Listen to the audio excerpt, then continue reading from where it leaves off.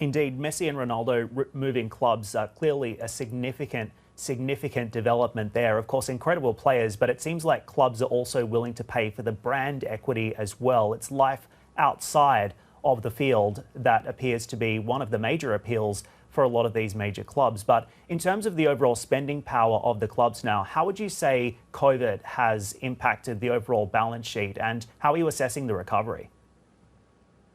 Well, I think the fact that the Premier League had the highest net spend is no great surprise, but it was over double that of Serie A in Italy, and that reflects the dominance of the Premier League in terms of its ability to generate money through broadcast revenues. Now, the advantage of that is that over the course of the last 18 months, crowds have not been attending matches, and football clubs generate income from three sources, which are broadcasting, matchday tickets, and commercial.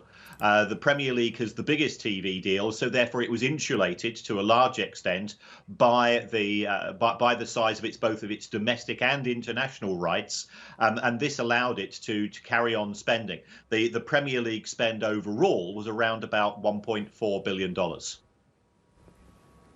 Right, and it's interesting to see, the Russians and the Gulf Arabs also increasing their influence over the game overall. With regards to what happens next, though, I wanted to ask you about a stat that I found, and as a finance geek, you'll probably appreciate this, a football finance geek. I understand the most money ever spent on a player was Paris Saint-Germain's $262.5 million deal to bring Neymar from Barcelona in 2017. Do you think in this environment, in this post-COVID world, we're ever going to see that kind of money being spent again?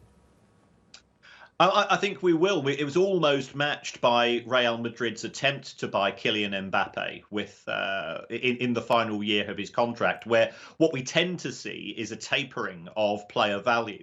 I think the only thing that potentially is going to prevent the world record transfer being exceeded is, at present, there doesn't appear to be a conveyor belt of young talent. And normally what clubs are looking to do is to recruit a player when they are in their early 20s, because that's going to maintain their resale value over the life of the player's career.